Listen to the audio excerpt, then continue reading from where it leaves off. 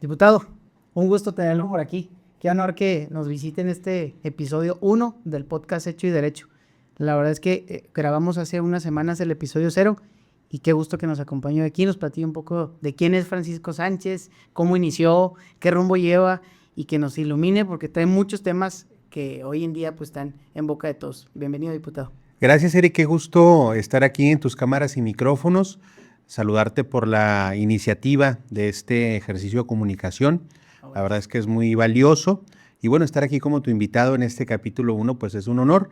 Y para platicar de derecho y de política y de en general todo lo que tú quieras. Lo que no nos gusta, diputado. Así es. Diputado, antes de entrar al tema jurídico, político, me gustaría regresarnos un poquito hacia atrás y que nos platicara un poquito quién es Francisco Sánchez, de dónde viene. Sé que es parralense, creo que eso influye en ese carácter, en esa tenacidad que lo ha guiado en su día a día. Digo, básicamente, sería que nos platicara de dónde viene Francisco Sánchez. Pues mira, yo soy originario de Parral. Nací un 28 de abril del 86. Soy de la generación millennial. Eso. Y me formé en una familia muy tradicional en esta tierra minera. Fui siempre educado con los valores del norte, con los principios de las familias norteñas. Venimos de la cultura del esfuerzo, del trabajo, del trabajar para merecer. Siempre fui educado en que el mejor camino para poder avanzar pues era la educación, la preparación. Estoy formado en escuelas públicas. Me formé en la primaria, secundaria, preparatoria en Parral. Soy egresado del Cebetis 228, Los Cimarrones, ahí en Parral. De ahí voy a Ciudad Juárez a estudiar la licenciatura en Derecho en la Universidad Autónoma de Ciudad Juárez.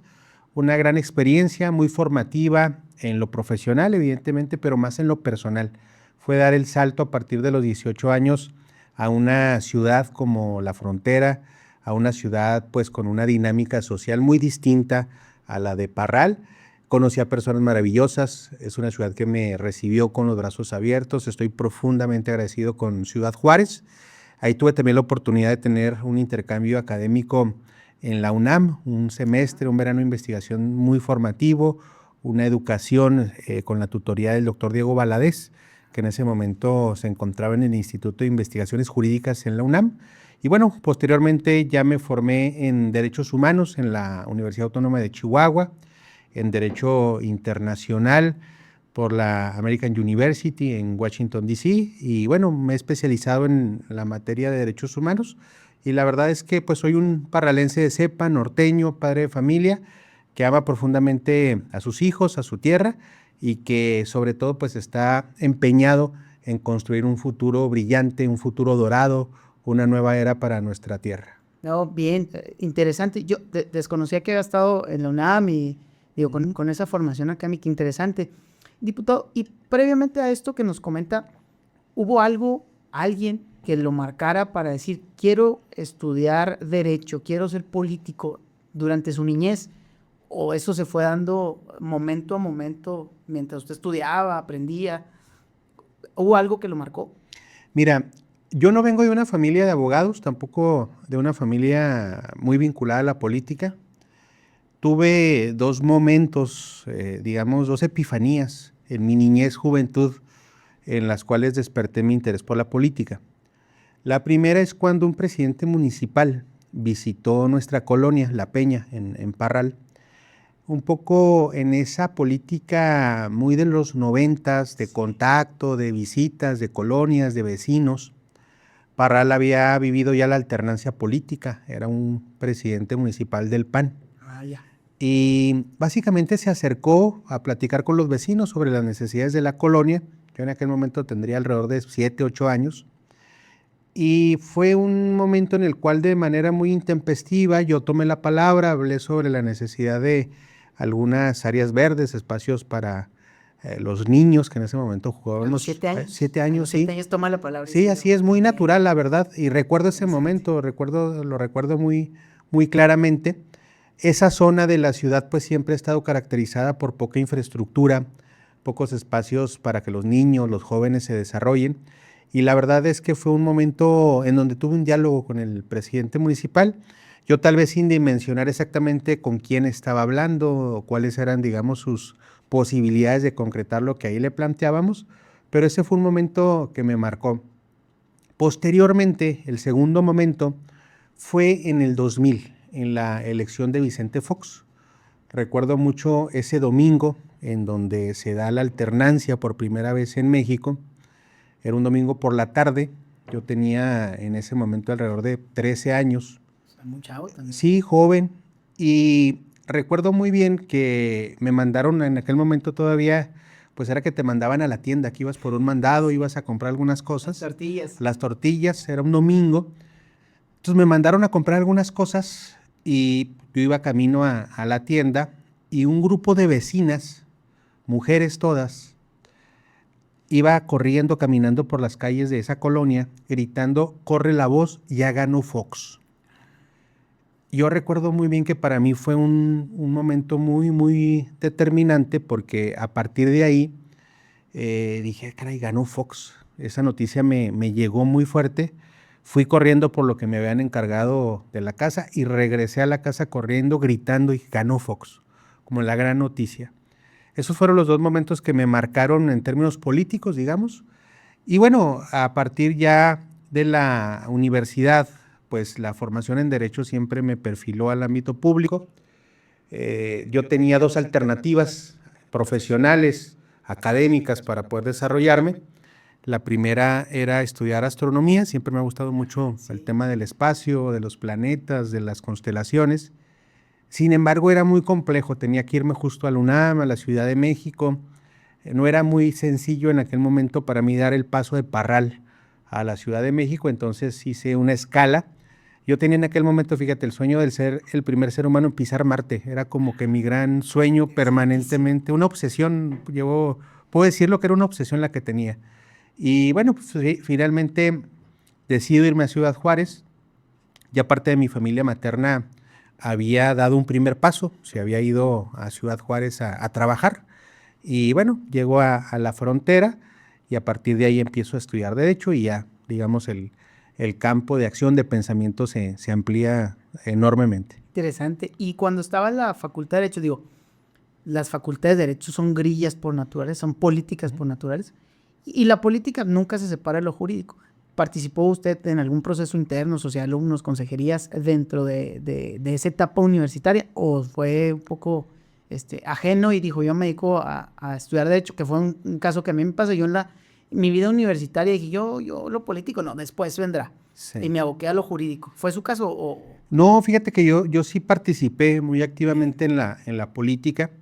A diferencia de la UACH, no sé ahora, pero en aquel momento la Universidad Autónoma de Ciudad Juárez era menos política.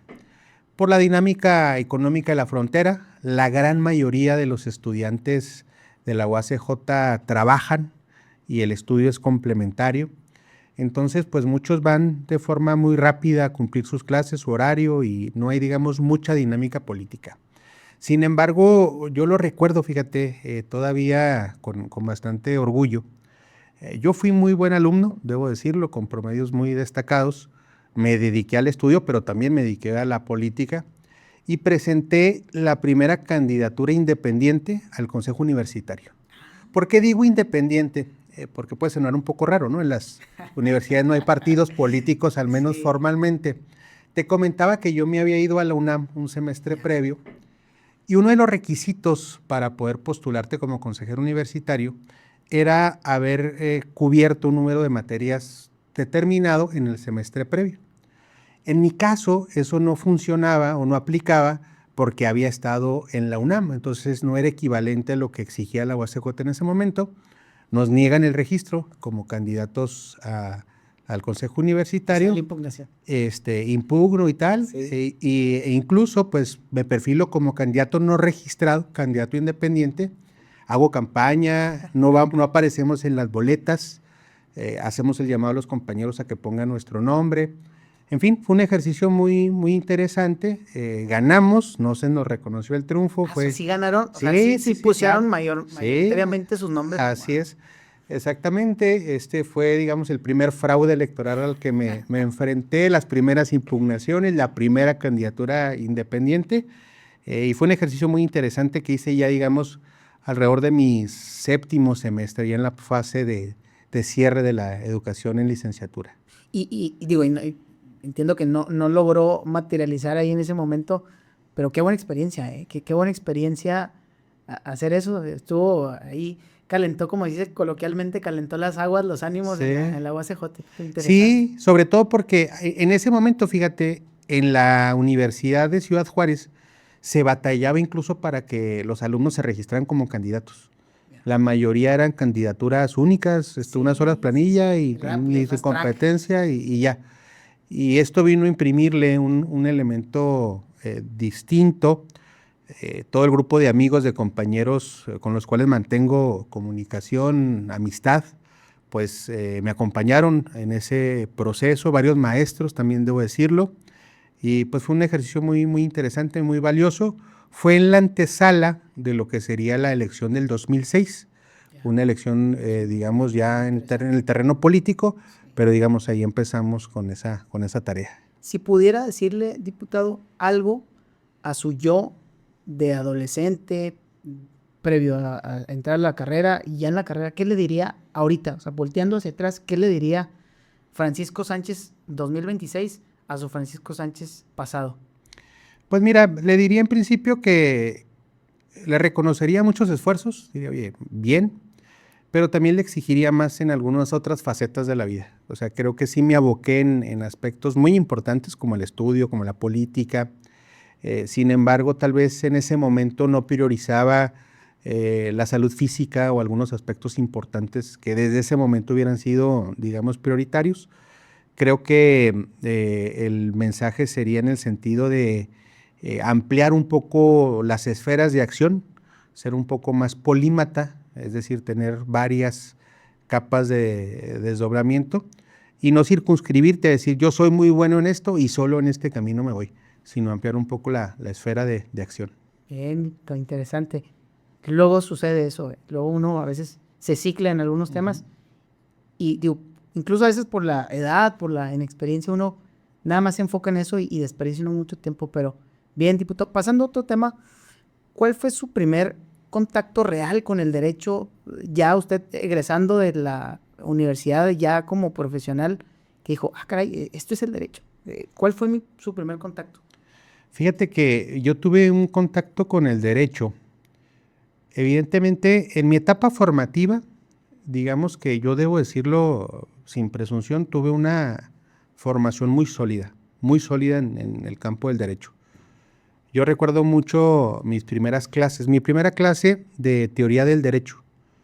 Un maestro nos preguntó, básicamente, pues, primer, segundo semestre, dijo, a ver, ¿quién se inscribió en la carrera de derecho porque era malo en matemáticas? Y pues varios alzaron la mano, ¿no? Y les dijo, bueno, pues reconsideren estudiar derecho porque para ser abogado necesitas ser muy bueno en matemáticas, muy bueno en historia, muy bueno en economía, muy bueno en todo. Y a mí me marcó ese llamado, ¿no?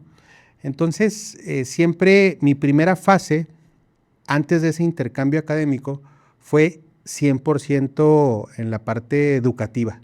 Es decir, no lo complementaba con actividades laborales vinculadas al derecho, hacía algunas otras cosas distintas, ¿no? Daba algunas clases, en fin, pero no vinculadas al derecho. Regreso de ese intercambio, empiezo ya con mi vida profesional, siendo todavía estudiante, en el sector privado, aunque a mí siempre me llamó más el sector público.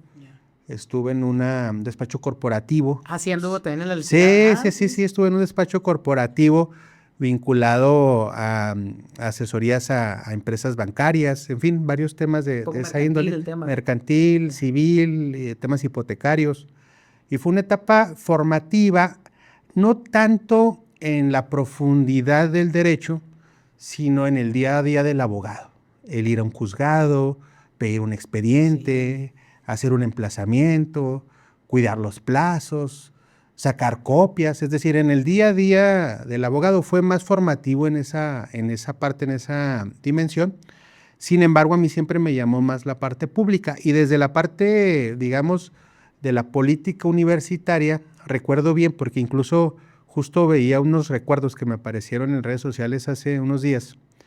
Digamos, tal vez el primer esfuerzo jurídico político fue combatir el registro de líneas celulares, el primero que se dio, el Renault, le llamaban en aquel momento. Presentamos unos amparos, nos consiguieron suspensiones, se terminó echando abajo. Ese fue mi primer acercamiento al derecho en términos jurídico-políticos. Y el primer acercamiento propiamente al derecho fue en ese despacho corporativo y algunos asuntos pues más familiares. Recuerdo alguna tía en una ocasión me pidió un contrato de arrendamiento, tramitar algunos temas de jurisdicción voluntaria, cuestiones de esa naturaleza. Sin embargo, a mí me llamó más el tema del derecho público. Pero le gustaba andar ahí en los juzgados. Me decía ahorita, qué interesante, andar en los juzgados preguntando, páseme el expediente. Digo, es una gran dinámica. Yo lo disfruto mucho, lo he disfrutado mucho, pero sí son completamente opuestos el estar dentro que el estar fuera como cliente. Sí, son facetas muy distintas. Creo que todos los que estudiamos derecho es importante conocer esa otra dinámica del litigante, del día a día del abogado. Me parece que eso me ha dado una formación. Por ejemplo, estuve en un gobierno municipal como secretario del ayuntamiento, eso me sirvió, esa experiencia. Ahora en la parte legislativa, he estado en órganos autónomos y sin duda esa experiencia inicial en el sector público fue bastante formativa.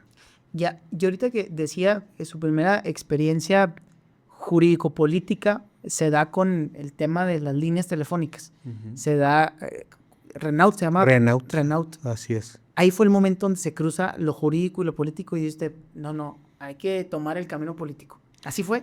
No, fíjate que nunca lo ahí continuó como con el litigio y ya después lo político se fue incrustando poco a poco en su carrera. Ahí entendí que el ser bueno en el derecho era una herramienta muy importante en mi terreno político. Fíjate, yo hice una reflexión y la recuerdo mucho y la compartí seguido, ya no tanto. Cuando yo decido participar en la política, que digo, voy a dar el paso, voy a entrar en el terreno político, en ese momento, pues, digamos, teníamos un régimen político de partido que gobernaba el país, y gobernaba el Estado, y gobernaba los municipios, me refiero al PRI. Y el PRI actuaba con ciertas reglas y códigos.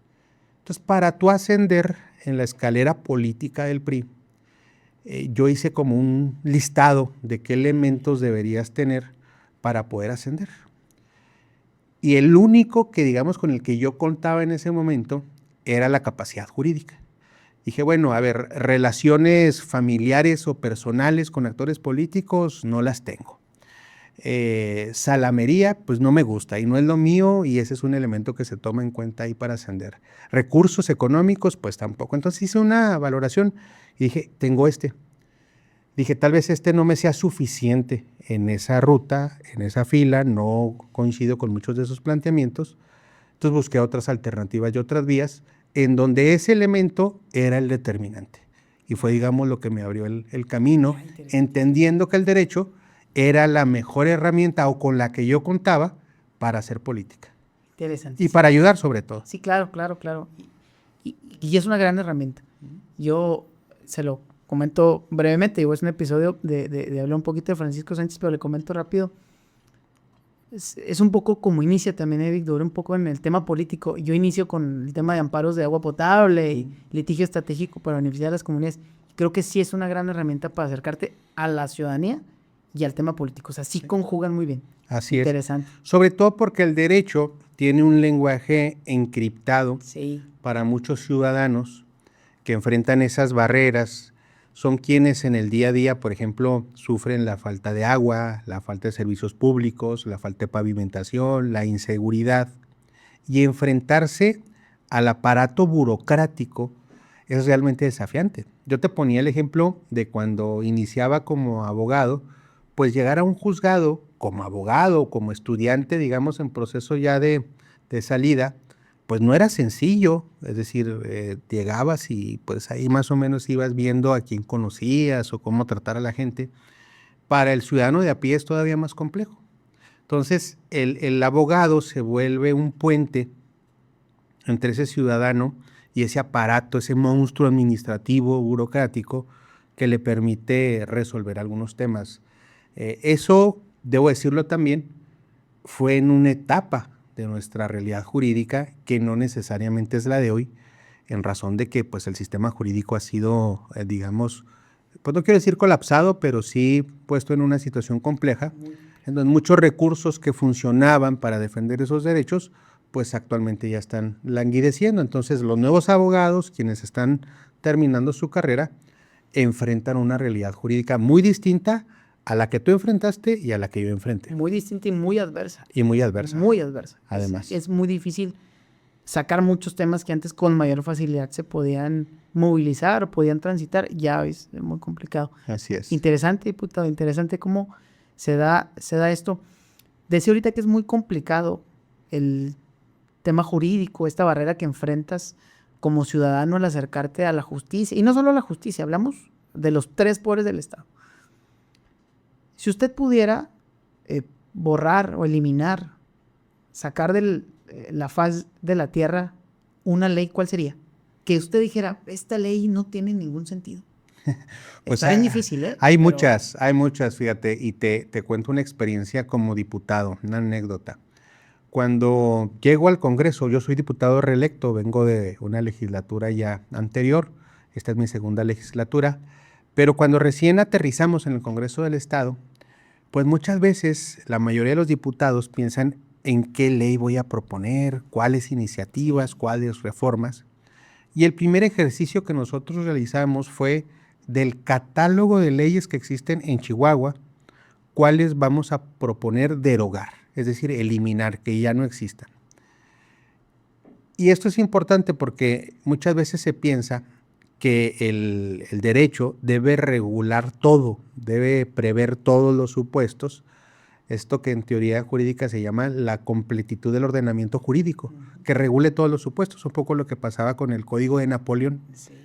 Sin embargo, en la realidad, entre más libertad le des al individuo y menos regule el gobierno, se vuelve mucho más efectivo. Y tú te encuentras, por ejemplo, yo recuerdo mucho la discusión que se presentó en aquel momento de la ley para la cultura de la legalidad. Y alguien me dirá, oye, pues es que, claro, pues debemos de promover la cultura de la legalidad. Y ahí mi diferenciación era en el sentido de la promoción de la cultura de la legalidad deriva o debe ser planteado como una política pública en un plan de gobierno, no a través de una legislación. Así es. Si la legislación no tiene ningún sentido. O, por ejemplo, existe una legislación en materia de promoción turística.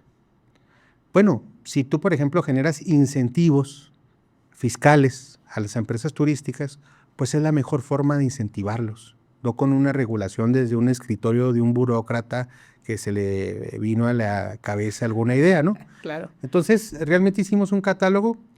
Nunca logramos permear con otras fuerzas políticas la idea o la importancia de deslegislar, es decir, de quitar del catálogo esas leyes, pero el primer esfuerzo legislativo que hicimos fue eliminar leyes. Interesantísimo. O sea, llegaron y dijeron, vamos a ver, este catálogo, estos 5 o 10 ordenamientos que hay que para afuera. Así es. Interesante. Sí, porque si tú entras, por ejemplo, a la página del Congreso del Estado y dices, ¿cuántas leyes hay?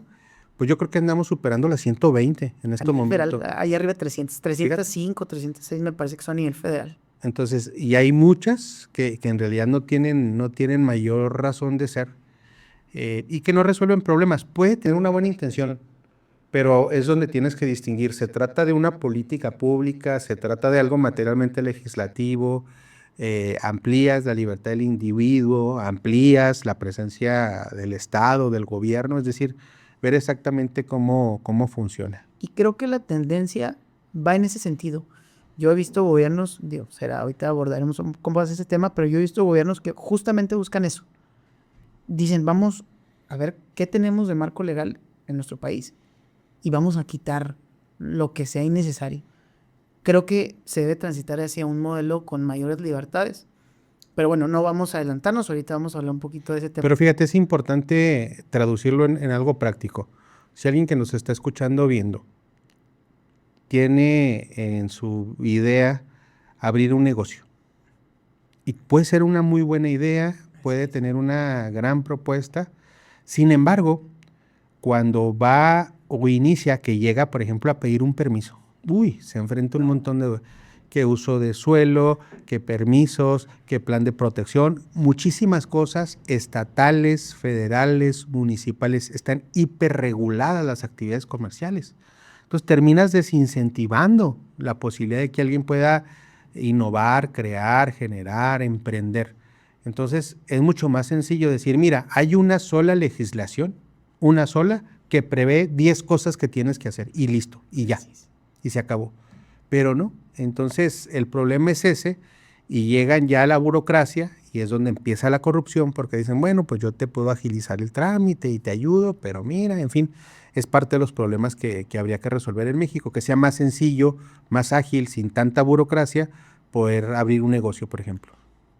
Sobre todo porque nuestra burocracia es altamente eficiente. ¿Ah, sí? No, hombre, ¿qué va a ser eficiente? Yo les digo siempre que puedo, les digo, los 3 poderes del Estado son terriblemente ineficientes. Al que le echen el ojo. Nada funciona bien en nuestro país. Sí. Y creo que ese factor, el tema de la tramitología es muy complicada. Digo, evidentemente se debe avanzar hacia digo, hay un término, no traigo ahorita, pero justo es eso. Quitar leyes y simplificar trámites. Sí. Hacia allá.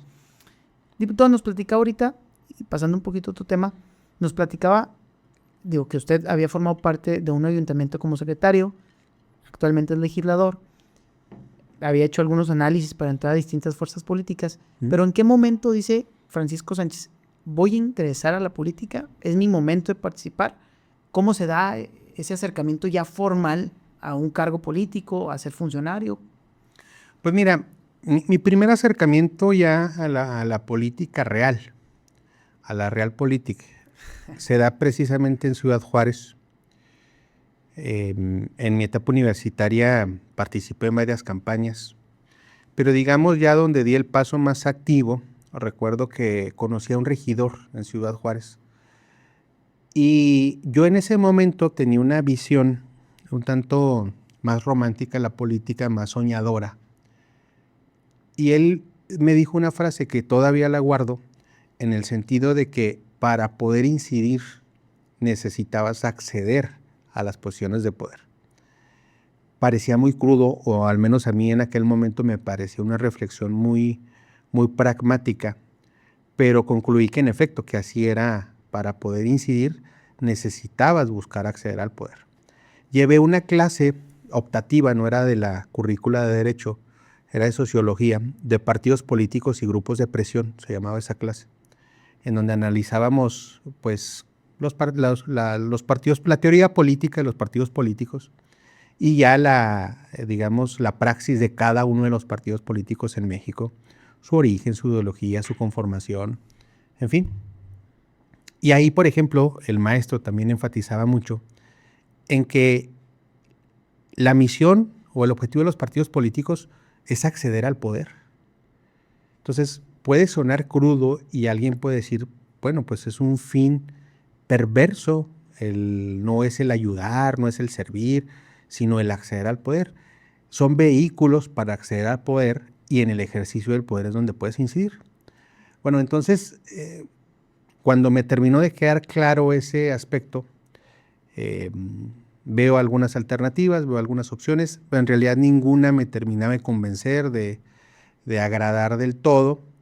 Inicio en una experiencia política indirecta, voy a decirlo, trabajo en el gobierno estatal, no vinculado directamente a un partido, pero tenía una dimensión política.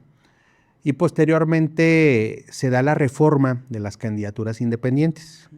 Se da el primer ejemplo a nivel nacional del Bronco, como gobernador de Nuevo León, y se da en Chihuahua la reforma para adecuarlo a esa legislación federal. Esa legislación federal deriva de una sentencia de la Corte Interamericana de Derechos Humanos en el caso Castañeda Goodman contra México. Lo traigo como referencia porque te comentaba al inicio que yo me especializo en el tema del derecho internacional de los derechos humanos. Mi primer acercamiento al tema de las candidaturas independientes se da en la parte académica, digamos, investigando un poco sobre esas sentencias, sus alcances, sus efectos. Y un amigo me dice, oye, hay una persona en Parral que se quiere lanzar independiente. Yo sé que tú estás analizando ese tema en la parte académica. Yo cursaba en ese momento la maestría en Derechos Humanos y estaba vinculado al tema del sistema interamericano, a la Corte Interamericana, en fin. Entonces me dice, pues deberían de conocerse, ¿no? Porque no lo quieren dejar registrarse como candidato. Pues, efectivamente nos conocemos, me platica su caso. Yo no era especialista en materia electoral, pero en ese momento se da una reforma en México, que es la reforma de derechos humanos del 2011, en donde los derechos humanos pues vienen a ser, digamos, la herramienta de litigio preponderante en todas las materias. Derecho civil, derecho familiar, derecho penal y derecho electoral. Entonces, un abogado electoral me dice, ayúdame con esta impugnación. Le digo, y yo no sé derecho electoral, pero sabes derechos humanos. Entonces hicimos como un complemento en donde él aportó la parte electoral, yo aporté la parte de derechos humanos y logramos vencer un montón de candados a las candidaturas independientes. Ahí conozco a Alfredo Caballo Lozoya, se da su candidatura en Parral, me invita a formar parte de su gobierno como secretario del ayuntamiento y ahí es donde yo tomo la decisión de dar el paso a un rol político. Yo en ese momento tenía un encargo importante en el Estado, muy buen, digamos, rol profesional. Me tocaba representar al Estado ante la Comisión Interamericana, ante la Corte, ante el Sistema de Naciones Unidas. Era muy formativo. Pues litigar en la Corte Interamericana, estar en la ONU, fue muy, muy formativo. Pero ahí dije, no, sí quiero dar el paso al campo político. Era una apuesta arriesgada, en razón de que era un proyecto independiente, no sabíamos bien a bien cómo iba a funcionar. De manera independiente A Parral, a la alcaldía de Parral, así es el primer gobierno independiente en el estado. Lo acompaño en la secretaría del ayuntamiento, se va a la reelección, se logra el 72% de la votación para refrendar el gobierno de Parral. Se hicieron muchas cosas, por ejemplo, el primer gobierno que trajo el presupuesto participativo en el estado fue ese, ahí impulsamos el cabildo abierto, un montón de obra pública, programas sociales, en fin, fue un gobierno muy bien evaluado por la ciudadanía parralense, que eso es lo que proyecta Alfredo a la posible candidatura al gobierno del estado y es cuando Movimiento Ciudadano nos ofrece ese vehículo. Entonces, el momento en el que yo decido dar ese paso a la política es precisamente ahí, en esa vinculación académico-política de los derechos humanos. ¿Y cómo es, llegar, usted venía, lo refiere, pues de estar litigando y estar muy cercano de derechos humanos, ONU, Corte Interamericana, ¿cómo es llegar a Parral y decir, esta es la realidad política, esta es la realidad social del municipio? Me imagino que sí es un choque un poco difícil y tal vez un poco complicado de digerir porque sí, pues es abismalmente diferente el encargo. Sí, son roles distintos y fíjate, aquí vuelvo a un consejo que me dio esa persona que en ese momento era regidora desde hace varios años en Juárez y que por coincidencia volvimos a hablar del tema y me dijo, mira, es que un secretario del ayuntamiento, no basta que seas muy bueno en el derecho como secretario del ayuntamiento. Como secretario del ayuntamiento necesitas saber quién es amigo de quién es novio de quién, necesitas saber ese tipo de cosas, toda la película, ¿no? Sí. Cuestiones que la verdad a mí en mi andar profesional pues nunca me interesaban o no me importaban.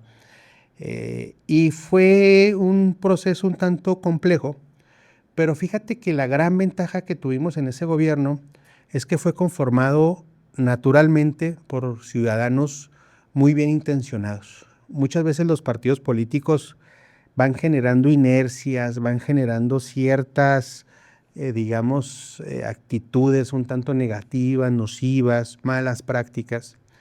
Y acá se hizo de un equipo que no traía un bagaje administrativo muy sólido, tampoco un bagaje político, pero sí muchas ganas de hacer las cosas bien. Yo aportaba un poco esa experiencia administrativa, ya había estado 6 años en el sector público en ese momento, y un poco el rol político, y la verdad es que creo que con el liderazgo de Alfredo hicimos una buena mancuerna, buen equipo de trabajo, y se lograron buenos resultados. Los primeros meses fueron, pues digamos, de un poco de organización, un poco en el sentido de poner orden, de definir ciertas reglas operativas, ciertos roles, y se actuó de forma muy, muy bien ejecutada. sobre todo porque también ahí la ventaja que se tuvo es que Alfredo, al venir del sector privado, de la industria minera, pues traía ideas muy ejecutivas, no tan burocráticas, no tan complejas, sino de hacer las cosas bien, eficientar costos, reducir gastos innecesarios, y la verdad es que sí hizo un muy buen gobierno. Y justamente, digo, no sé de quién heredaron ustedes la administración, no sé si fue PAN o PRI, pero sí el hecho de ustedes llegar con una figura independiente, ser independientes, creo que les dio mucho empuje para tomar ciertas decisiones sin ningún tipo de atadura y con mucha libertad en el ejercicio de esa primera administración. Claro. Creo que así pudo haber sido. Fíjate que eso fue una ventaja muy importante porque se hicieron varias cosas, por ejemplo, en temas de eso que he venido yo arrastrando de utilizar el derecho en la dimensión política. Ahí, por ejemplo, presentamos una controversia constitucional en contra de la Ley de Seguridad Nacional que promulgó Peña Nieto. Luego presentamos una controversia por la cancelación del programa de estancias infantiles. Es decir, varias acciones de litigio ante la Corte, ante la Suprema Corte de Justicia de la Nación, que lo resolvíamos en una plática entre el entonces alcalde y yo de forma muy rápida. Mire, veo esto, se puede hacer esto, en fin. Y ahí se resolvía. No en una estructura burocrática, decir, no, pues déjame lo consulto y déjame veo y no se vayan a enojar. ¿No? Yo en alguna ocasión le dije a Alfredo, ya en la confianza en la parte final de la administración municipal, le dije, creo que nos estamos mal acostumbrando mucho en términos políticos, porque resolvemos cosas muy sencillamente, no tocamos bases, hacemos las cosas muy ejecutivas. Y bueno, tú sabes que a veces la política pues tiene otros códigos, tiene otras reglas, tiene otras formas. Hace poco le recordaba yo esa plática y bueno, la verdad es que también ahora en esta otra faceta hemos ido también aprendiendo esas otras cosas que se tienen que hacer en la política. No, claro, yo sí, digo, me documenté un poco de lo que se hizo en esa primera administración, digo, fue muy sonada, yo estaba un poco joven, no recuerdo, fue en 2000, concluye en 2016 esa administración. Inicia 2016. Inicia 2016. Se reelige 2018. Y concluye en el 21. Así es, exactamente. Yo recuerdo mucho porque yo aquí en Chihuahua estaba estudiando, iba entrando yo a la Facultad de Derecho y escuchaba a Alfredo, el caballero que estaba haciendo. Traían también el tema de los estacionamientos, ¿no? El tema de los estacionamientos también creo que los subieron ahí a la corte y bueno, distintas cosas. Yo decía, bueno, o sea, David contra Goliat, es un municipio. David contra Goliat. Es un municipio chiquito del estado contra el todopoderoso gobierno de la República, contra la todopoderosa Suprema Corte de Justicia, y ahí estaban dando la batalla. Fíjate hasta qué batalla, sí, hasta qué batalla dimos, nos tocó enfrentar el COVID. Sí. Muchos gobernantes en ese momento se caracterizaron por no saber qué hacer. Nosotros respondimos a la hora buena, cuando la gente más lo necesitaba, respondimos desde el frente de batalla, no nos escondimos, no anduvimos resolviendo las cosas en sesiones de Zoom. A mí me llamaba mucho la atención cómo, por ejemplo, la gran mayoría de los gobernantes en el país en ese momento, su gran acción de gobierno era tener una reunión Zoom desde la comodidad de su casa con su gabinete y ahí dar instrucciones. Y la verdad es que nosotros hicimos muchísimas cosas, incluso en esa lucha de David contra Goliat, que ha sido mi ruta permanente en la política. Por ejemplo, enfrentamos el monopolio de las vacunas, que el gobierno federal tuviera el monopolio de las vacunas. Desde ahí nosotros propusimos alternativas, buscamos vacunas de manera directa, presentamos una controversia para que los gobiernos municipales pudieran adquirir vacunas, los particulares pudieran hacerlo. Entonces fue un ejercicio bien interesante, tuvimos muchísima actividad y sobre todo, fíjate, ahí las redes sociales me parece que es donde dieron un salto cualitativo, porque mucha gente al no tener una actividad laboral ordinaria, tenía más tiempo en el teléfono, en la computadora, y se viralizaba mucho el contenido que generábamos, ¿no? Yo soy generación bueno. COVID. Ok, COVID. Yo ahí inicié justo el tema de la creación de contenido. Bueno, entonces ahí nosotros tuvimos esa viralidad derivada justamente de este tema y que generábamos acciones muy contraintuitivas o estrategias de posicionamiento de algunas agendas y pues tenía mucho alcance y la verdad eso nos permitió dar el paso a la candidatura del gobierno estatal, pues desde un municipio modesto como es Parral y competir contra estructuras. Bueno, sí, digo modesto, lo digo modestamente. Sí, no. No, interesante. ¿Alguna decisión difícil que usted recuerde que tomó como secretario del ayuntamiento y posteriormente como diputado? Digo, pero vámonos, digo, en ese orden. Cuando estaba secretario de ayuntamiento, pues era usted prácticamente el segundo al mando de la administración municipal y me imagino que pues es un tema, aunque sea un municipio pequeño, que sea la capital del mundo, pero se tienen que tomar decisiones y a veces son complicadas. Claro. Y sobre todo con la formación que usted traía, ¿recuerda alguna que digo, nos platicara del COVID, alguna otra que lo haya marcado como... Mira, justamente en el tema del COVID, recuerdo mucho el primer caso de COVID en Parral. Recuerdo, era un jueves por la tarde-noche. Yo ya estaba en casa y de repente me habla Alfredo, el presidente municipal, y me dice, nos están convocando en la Secretaría de Salud para darnos un aviso. Venga, eran, no sé, 10, 11 de la noche. Pues llegamos y parecía una funeraria, parecía pues que había llegado la muerte a la ciudad, la verdad. Recuerdo mucho la imagen. Recordarás aquellas imágenes de cubrebocas, caretas, guantes, en fin, todo vacío. Entonces, pues llegamos, había alrededor de 10 personas en esta sala, con caras largas, asustadas, con miedo, con temor, y nos dieron la noticia. Dijo, tenemos registrado el primer caso de COVID en Parral.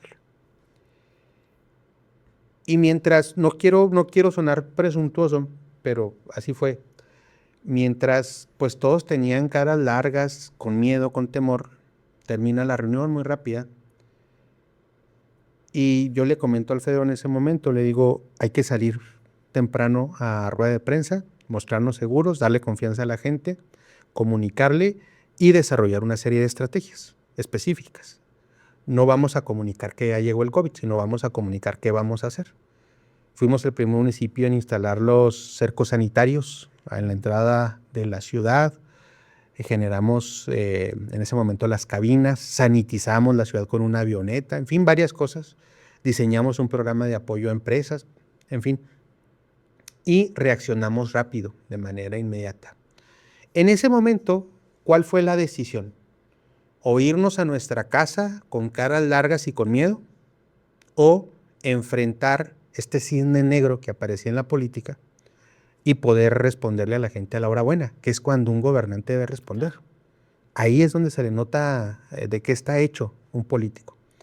Entonces la decisión fue esa. La decisión que se tomó fue, salgamos rápido, demos las acciones, vamos al campo de batalla, y la gente se sintió protegida. Y cuando un ciudadano se siente protegido por su autoridad, Del otro lado. estás del otro lado. Así es. Coincido. Concluyen en el 21, diputado, en la administración, y usted ingresa o se integra como diputado en el Congreso del Estado de Chihuahua.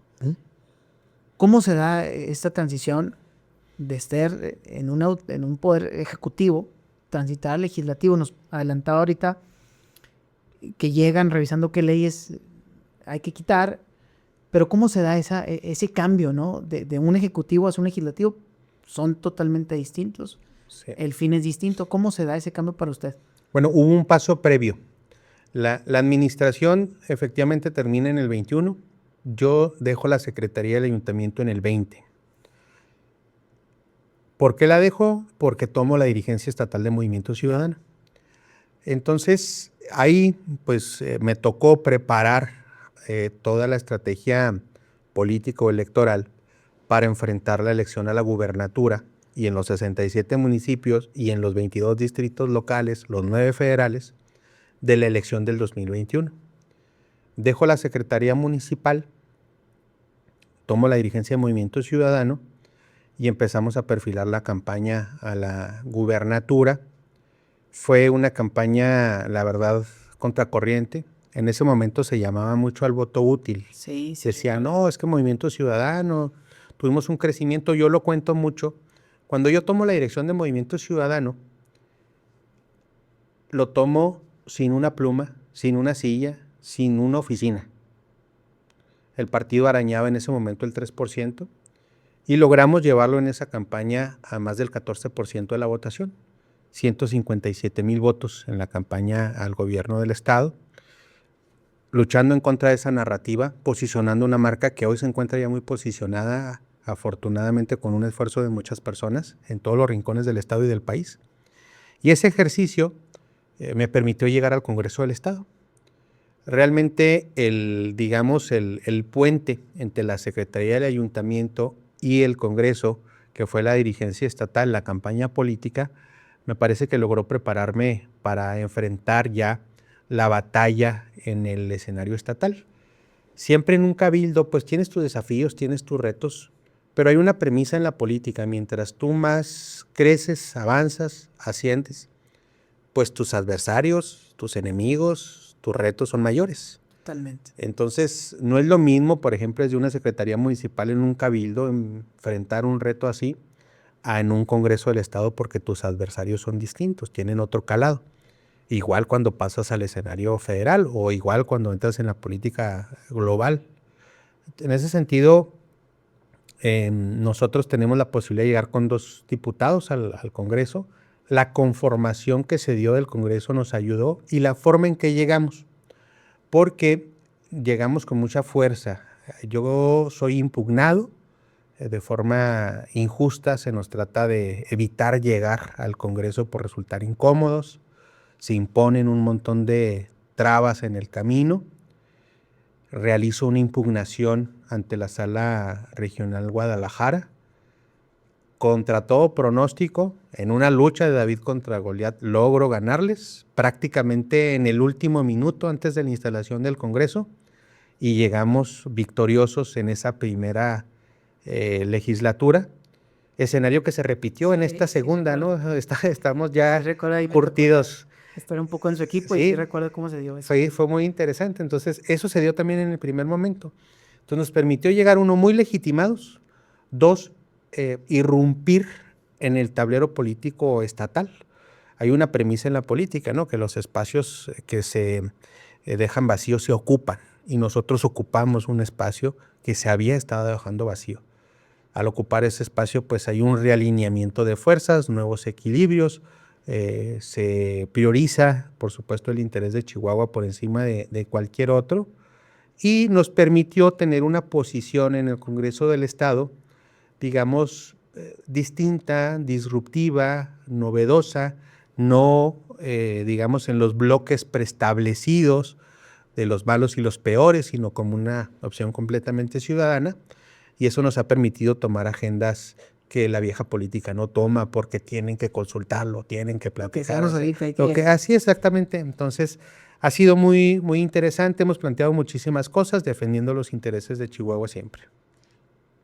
¿Qué le ha gustado más, la administración ejecutiva o la legislativa? La judicial. Bueno, es válido, sí. Es válido, y en estos tiempos ni se diga. No, la verdad es que, mira, el día a día del quehacer municipal es bastante satisfactorio. Es un trato directo con la ciudadanía, resuelves temas de forma inmediata, atiendes muchas cosas, cada día es distinto, es muy demandante, eso sí debo decirlo, es muy demandante. Y en la parte legislativa, pues yo me he formado también mucho en la parte de la comunicación política. Y sin duda que me gusta, pues, la tribuna, me gusta el debate, me gusta el disenso, construir acuerdos, también es algo que me ha gustado y he desarrollado en mi quehacer político. Y la verdad es que yo te diría que me gusta mucho la parte legislativa, pero sí me gustaría regresar a los ámbitos ejecutivos, ya sea en el plano local o estatal o eventualmente federal. Aunque el federal es un poco más intangible a los problemas del día a día. Creo que cada uno tiene sus retos y afortunadamente creo que tengo las capacidades para desarrollar los dos de buena manera. Ya mandó ahí varias señales. Para los conocedores, encriptadas. Para los conocedores de la política. Sí. ¿Alguna decisión que usted recuerde, alguna votación, más que decisión, alguna votación que le haya causado a usted cierto grado de preocupación, de estrés, en esta primera o segunda estancia en las legislaturas, ahorita es la 68ª legislatura? Así es. o en la anterior que lo haya marcado? Mira, yo recuerdo, Digo, porque los temas sí, estuvieron, sí, yo sobre todo recuerdo esta última. mucho el día que votamos un paquete económico. Creo que fue mi segundo paquete económico. Recuerdo que venía por la cantera, llegando ahí al Palomar. Era una mañana soleada, un tanto calurosa a pesar de ser diciembre. Estaba la bandera ondeando y se veía el edificio legislativo a lo lejos. Yo en ese momento llegaba todavía sin tener definido el sentido del voto que daríamos, por múltiples razones. Y en ese camino que iba en el auto, vi el Congreso y dije, en un momento, 33 personas estaremos tomando una decisión altamente relevante para todos los chihuahuenses. No solo para esta generación, sino incluso para generaciones que vienen.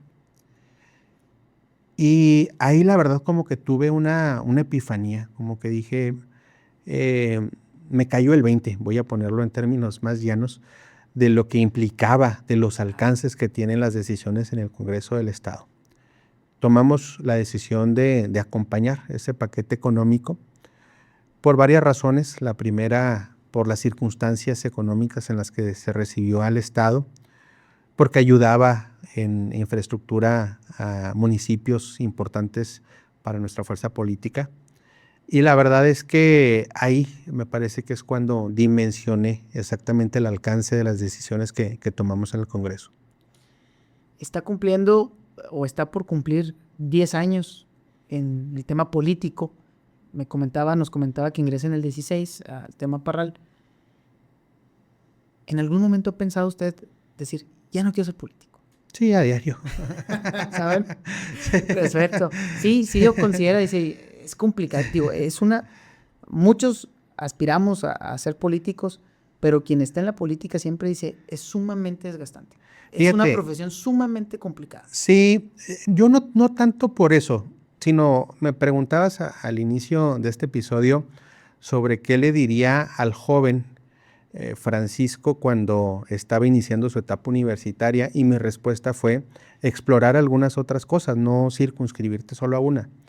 Entonces, yo no tanto por hastío o por fastidio, porque sea difícil, es algo que me gusta, me apasiona y para lo que soy muy bueno, la política. Bastante. Sin embargo, creo que puedo desarrollarme en otras esferas. Me gustaría explorar algunos otros ámbitos de mis capacidades y talentos personales. Eventualmente podrían complementarse con la labor política. Sin embargo, no es algo que se descarte. Me parece que cuando uno se obsesiona y dice, yo quiero permanecer aquí llegué y aquí no me sacan, y como vimos con Max Arriaga que se agarraba el escritorio. No, la verdad es que creo que sí me gustaría explorar otras facetas de mi vida personal. Eventualmente, insisto, podría complementarse con la labor política. No es una decisión tomada, eventualmente responde también a coyunturas, a los elementos que se enfrentan en el día a día. Sin embargo, pues eventualmente, llegado el momento, podríamos tomar un camino u otro o los dos. Interesante, diputado. Un vicio que usted note o que advierte en la política y que diga, Francisco Sánchez quitaría este vicio que está en la política mexicana, ¿cuál sería? Mira, me parece que un vicio muy persistente en la política es la comodidad. El estar cómodos en el status quo y decir, así son las cosas y no puede ser diferente. Durante muchos años nuestro país ha enfrentado, digamos, desafíos mayúsculos, ha dejado pasar oportunidades. Los políticos a veces entran en una zona de confort muy fácil, muy rápida, y ya no se mueven de ahí. Están pensando en el siguiente cargo, están pensando en la siguiente elección, pero no hay una visión estadista, una visión que priorice los intereses, digamos, de la sociedad, de las instituciones por encima de los personales o los propios.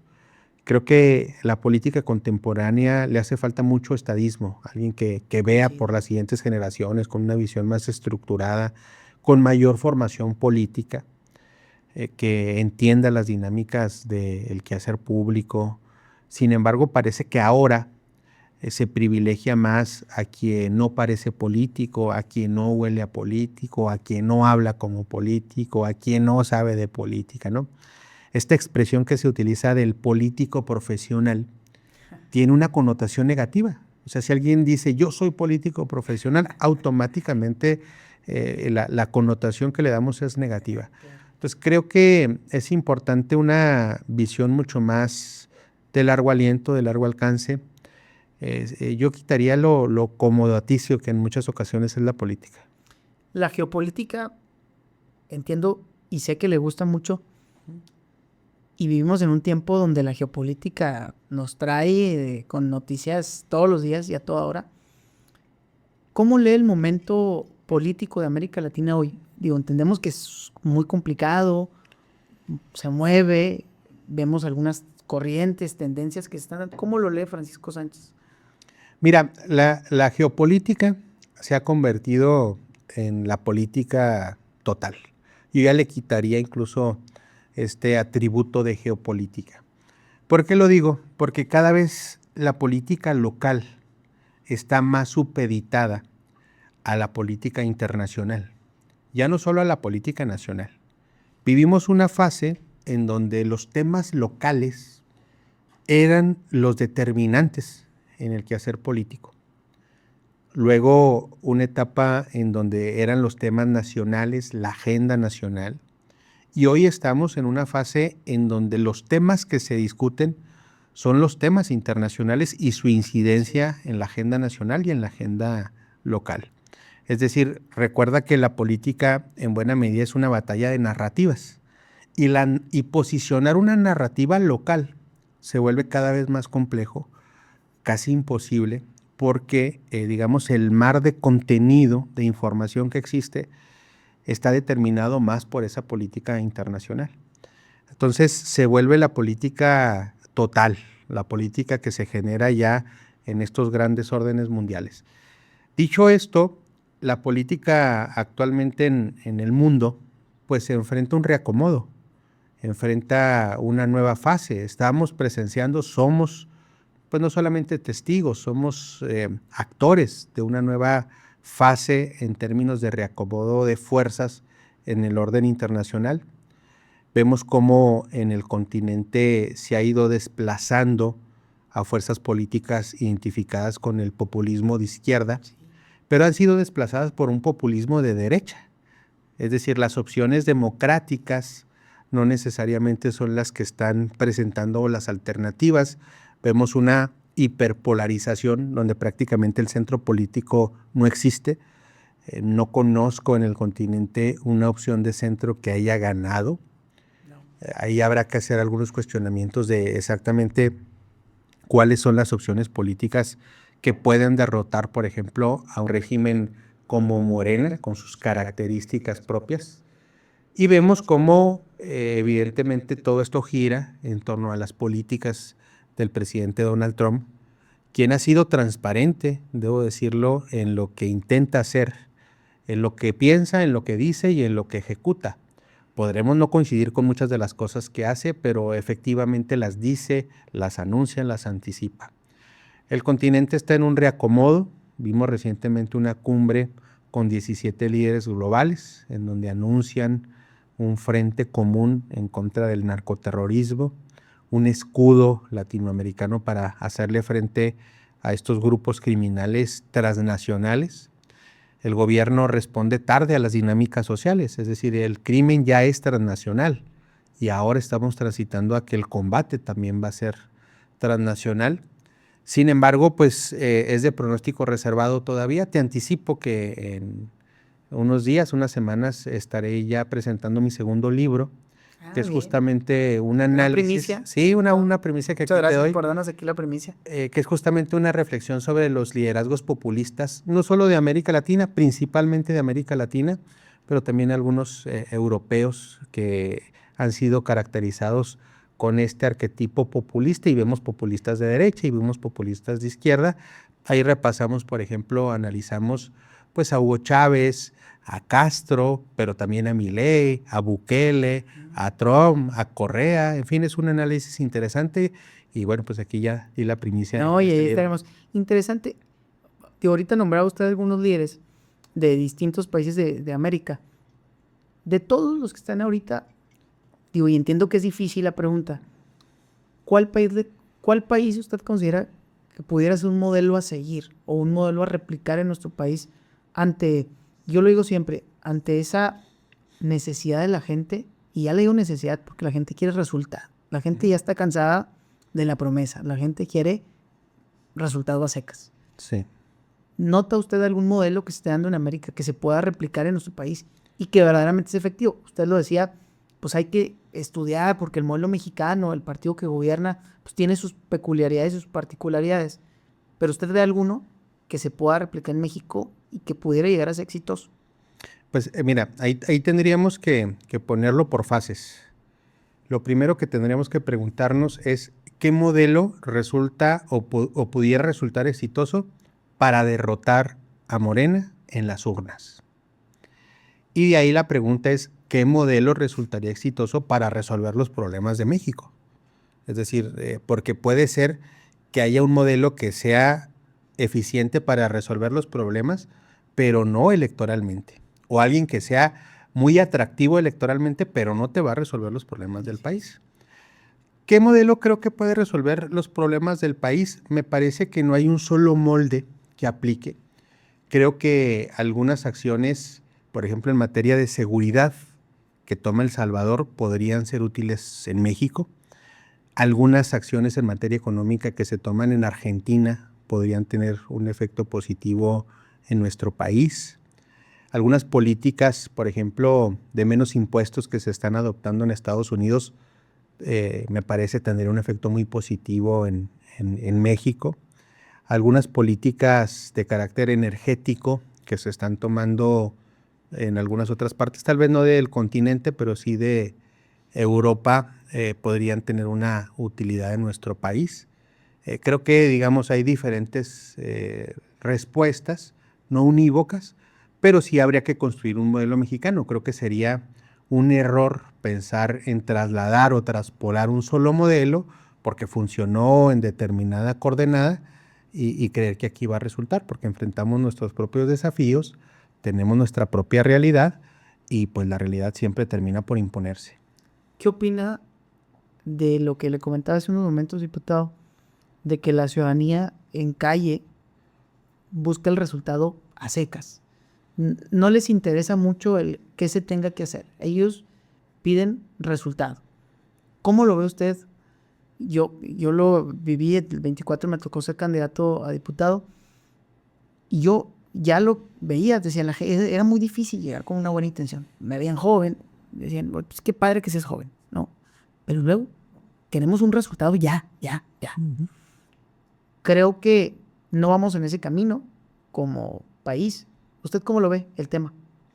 Mira, a ver, debemos de entender que hay un desencanto por la democracia en el mundo. Hay un desencanto en Chihuahua y en el país por sus representantes. Hay una crisis de representación. Eso ha generado precisamente que liderazgos populistas emerjan.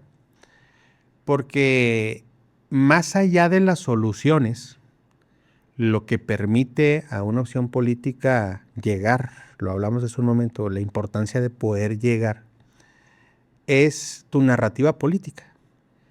Entonces, en muchas ocasiones, el populista presenta soluciones muy fáciles a problemas muy complejos. Y lamentablemente muchas veces hay personas que quieren escuchar una solución fácil. Y el populista busca eso, lo voy a decir en términos taurinos, torea para el tendido, busca el aplauso inmediato, la respuesta sencilla a un problema multidimensional. Y a veces la respuesta estructurada o documentada o decir no se puede, pues no resulta útil en términos políticos. Entonces esto, más que un duelo de resultados, Es un duelo de narrativas. Y la evidencia es México. El gobierno de Morena tiene pésimos resultados en todos los parámetros que tú puedas evaluar.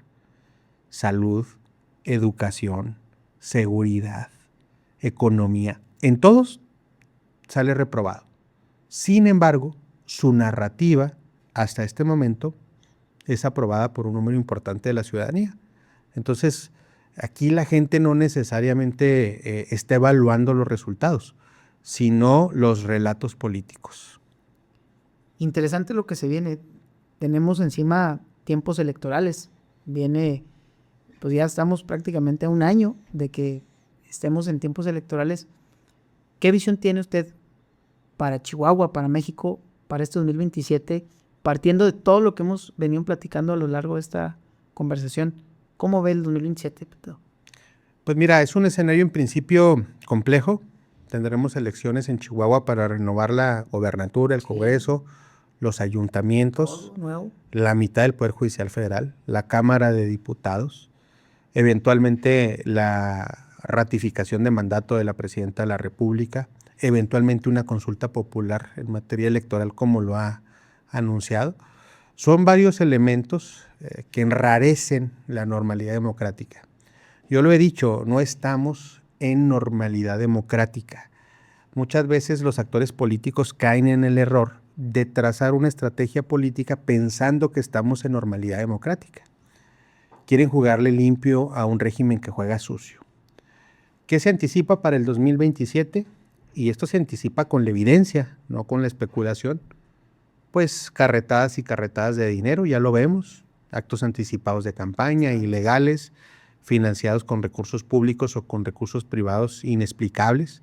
Es bien contradictorio que mientras anuncian la reforma electoral, violan la ley. Han dicho, por ejemplo, que van a anticipar el nombramiento de los precandidatos de Morena, sí, pero también lo vemos en el PAN y también lo vemos en el PRI. Es decir, todas las fuerzas políticas están en este momento anticipadamente violando la ley.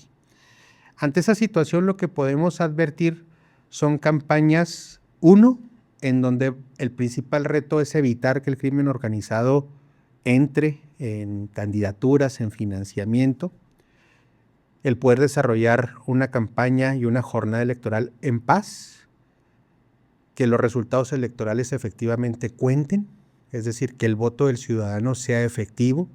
Sí está en riesgo. Nosotros damos por sentado que van a contarse los votos, que van a contarse bien, claro, quieren eliminar el PREP. Es decir, hay muchas cosas que en este momento a mí me permiten concluir que no estamos en normalidad democrática. Eso también lleva como conclusión que el pronóstico es reservado, porque evidentemente ante esta situación tan compleja, tan convulsa, ante un mundo tan álgido, pues lo que sucede en nuestro país, esperemos por el bien de la patria de Chihuahua, sea lograr contrapesos, lograr recomponer el orden democrático, rescatar a la República que se ha languidecido significativamente, pero tampoco va a ser sencillo. Y si pensamos que va a ser un día de campo, pues estamos equivocados. Y si le queremos jugar muy limpio a los que juegan sucio, pues también me parece que el resultado puede ser complejo. Tengo fe y tengo esperanza en que los chihuahuenses vamos a estar a la altura de los desafíos, a resistir a lo que se viene. Sin embargo, pues para eso no bastan las buenas intenciones. Claro. Necesitamos diseñar una estrategia y enfrentar al adversario como lo que es un adversario. Siempre lo he dicho y lo he dicho muy bien. Chihuahua, México, es mucha pieza para cualquier adversidad que se presente. No creo que esta sea la excepción. Pero la pregunta del millón, ¿va a participar? ¿Usted tiene interés en seguir participando? Ya nos lo ha anticipado que la política lo apasiona, que lo hace muy bien. ¿Va a participar en el proceso electoral? Mira, justo lo respondo como respondí a la pregunta previa. No estamos en normalidad democrática. Claro. Estamos atravesando una iniciativa de reforma que puede modificar algunas cosas de manera sustancial o significativa. Quiero participar, sí quiero participar. Me interesa seguir dando la batalla y la pelea, sí, desde el frente y en la trinchera que sea. Es decir, ayudando a combatir lo que yo considero es un cáncer para nuestra sociedad, y esto lo hago por el futuro de nuestros hijos. Creo que lo más sencillo pues es darse la espalda y como si no pasara nada, pero me parece que es donde los patriotas tenemos que resistir y estar ahí defendiendo a la patria. Yo coincido con usted. A veces lo más sencillo pareciera dedicarse a una otra cosa, pero creo que por el bien de la patria hay que estar dando la batalla. Así es, hay que dar la pelea. Hay que dar la pelea. Bien, diputado, estamos ya por entrar a la recta final de este podcast. Voy a entrar a dos temas que sé que le gustan. Uno de ellos, y en lo personal también me gusta mucho, uno de ellos es la tecnología. Y preguntarle, ¿cómo ve el tema tecnológico? ¿Cómo ve los avances que se han dado en los últimos años? ¿Cómo ve el tema de IA? ¿Cómo la IA puede afectar al sector público? ¿Y cómo la IA puede ayudar también a la ciudadanía? Digo, es un tema que a mí me encanta y creo que también compartimos ciertos gustos. ¿Cómo ve el tema tecnológico? Pues mira, el tema tecnológico ha venido a revolucionar prácticamente todos los sectores de la vida, ¿no? Sí. Todos, desde, por ejemplo, en el ámbito doméstico, ya muchas cosas que tú haces en tu casa están determinadas por la inteligencia artificial, ¿no? Desde las luces, la música, sí, aromas, en fin, electrodomésticos, en fin, todo está ya vinculado al Internet y a la inteligencia artificial. Pero también el sector público, la política, los negocios, la economía, hay una presencia permanente. Hay datos que a mí me parecen bastante clarificantes del impacto que tiene esta evolución tecnológica, que es que el conocimiento se ha duplicado. Todo el conocimiento que hemos construido durante años por la humanidad se duplicó en el último año. Sí. Se duplica. Y así sucesivamente. A mí me parece maravilloso que los seres humanos, de vivir ocultos en las cavernas, de no ser la cúspide en la cadena alimenticia, de alimentarnos de las sobras que dejaban los cazadores del tuétano, pues hoy somos la cúspide de la cadena alimenticia, hemos conquistado otros espacios como la Luna, estamos por llegar a Marte, y hemos logrado desafiar muchos aspectos que parecerían inalcanzables para nosotros, ¿no? Lo dice Harari, de animales a dioses. Sí. Ampliar la expectativa de vida, resolver muchos problemas de salud. Realmente la tecnología, la inteligencia artificial resuelven muchísimos problemas del día a día de las personas. ¿Tienen sus desafíos? Evidentemente, como todos. Sin embargo, creo que la ruta es positiva. Alcanzaremos lo inconmensurable. En este momento tenemos ya, por ejemplo, algunos aparatos humanos que están fuera del sistema solar, sí, y siguen mandando imágenes, el Voyager, por ejemplo, y creo que eso es apenas el comienzo de lo que viene para la humanidad. Hay quien plantea, por ejemplo, la vida interplanetaria, sí, que dejaremos de morir por causas naturales, con lo cual me parece también muy interesante. Y sobre todo resolver muchos aspectos cotidianos. Y la verdad es que en el sector público pues me parece que vamos muy lentos todavía con los esfuerzos por tratar de subirnos a esta ola que segundo a segundo va creciendo. Y de primer momento surge siempre, hay que legislar, hay que regular, y no se piensa cómo tomar la tecnología y ponerla al servicio del ciudadano. Creo que es el tema. En lo personal, ¿hay alguna que diga, esta es la que más me genera esperanza? ¿O no la advierte usted como tal ahorita? ¿En qué? Hablando de tecnología, ¿hay alguna que diga, híjole, esta guau? Pues mira, la que se aplica en el sector médico, a mí me parece increíble. Me parece una cuestión realmente que resuelve muchísimos problemas, muchísimos problemas. Yo, por ejemplo, tengo un hijo de 5 años que usa lentes, ¿no? Y yo la verdad creo que para cuando él tenga 8 años, ya se va a desarrollar para ese momento una capacidad técnica, científica, para poder resolver su problema visual. Coincide. Entonces, eso es muy positivo, ¿no? Evidentemente, coloca en situaciones de desventaja o de desigualdad en muchas circunstancias, porque no todos tendrán acceso a ese tipo de herramientas, y ahí es donde está el reto, me parece, en este momento. Una pregunta interesante, ¿Ve usted la inteligencia artificial en algún futuro tomando decisiones políticas, más que políticas, tomando decisiones públicas? Pues ya las toma. ¿Ya las toma? Ya las toma. Sí. La verdad es que me parece que es cada vez más constante. Vemos a veces cómo, fíjate, cómo a veces no dimensionamos exactamente lo que sucede y a veces está la nota de que un diputado estaba usando la IA mientras estaba en sesión y tal, lo cual pareciera que es malo. Sin embargo, al ser una herramienta, pues evidentemente te puede colocar o en una situación de ventaja o en una situación de desventaja, ¿no? Yo la verdad creo que en este momento ya se están tomando. Por ejemplo, la guerra que inició el presidente Trump en Irán.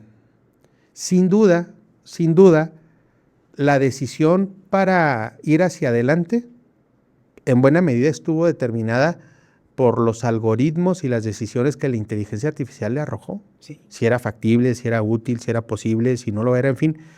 Ya la capacidad humana se ve complementada con esas herramientas, entonces ya las está tomando muchas de esas decisiones, eventualmente todavía con el, digamos, el matiz o el pulso humano, pero sí determinándolas de forma decisiva.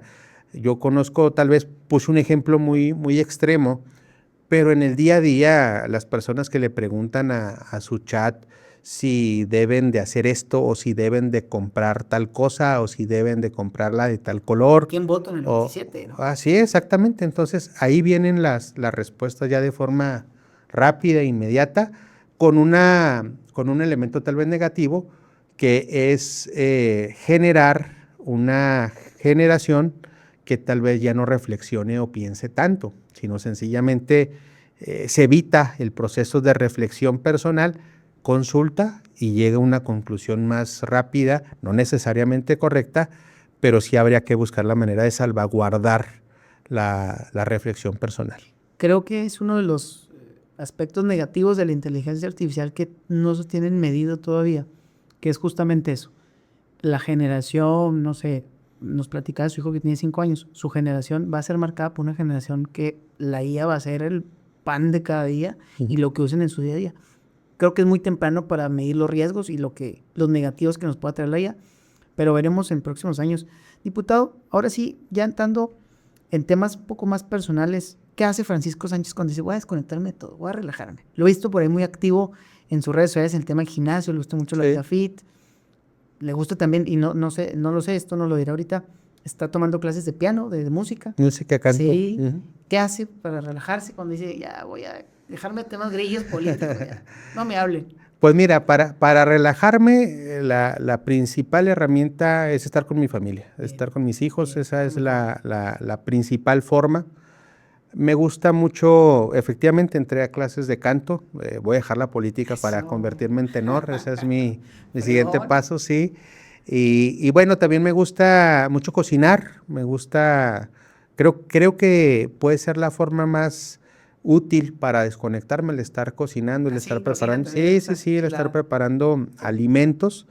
Me gusta bastante la lectura, ahorita estoy bastante enfocado en técnicas de respiración, justamente que también es una forma de... Sí, vi un libro que compartí. Sí, y la verdad es que es una herramienta que se vincula con prácticamente todas las actividades. Por ejemplo, el ejercicio físico está determinado por la respiración, el canto está determinado por la respiración, el estrés, el habla, es decir, todas las herramientas. Y damos por sentado que sabemos respirar, pero no, cerca del 80% de la gente respira mal o respiramos mal. Okay. Así es, exactamente. Entonces es algo que me gusta la lectura y bueno, a veces cosas sencillas, tomarme un buen café, prepararme un té, cosas sencillas, no tan complejas. ¿Deporte? ¿Le gusta algún deporte en lo particular? ¿Practica algún deporte? Por ahí me contó hace algunas semanas que también interesa mentarle al fútbol ahora.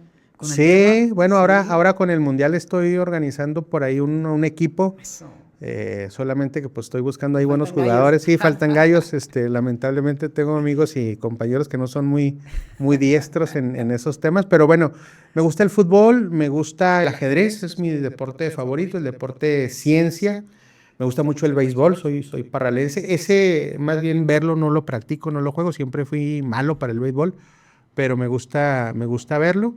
La verdad es que ahora, por ejemplo, que terminaron los Juegos Olímpicos de Invierno, también me gusta mucho apreciar algunas de las disciplinas en ese ámbito y en esa dimensión. Impresionante Sí, lo que hacen los deportistas. así es. El desarrollo del cuerpo humano, fíjate, Sí. mucho más rápidos, mucho más fuertes. O sea, todas las dimensiones de crecimiento rompiendo y rompiendo récords en la dimensión humana, apoyados por la inteligencia artificial. Por ejemplo, en temas de activación física, de ejercicio, pues cada vez más la inteligencia artificial resulta determinante. Mide tu estrés, mide tu frecuencia cardíaca, mide tu ritmo, es decir, Lo mide veo todo. con su Whoop. Sí, así es. Entonces, la verdad te da muchos parámetros y es una herramienta porque ves tu sueño, ves tu recuperación, ves tu esfuerzo, tiene indicadores bien útiles.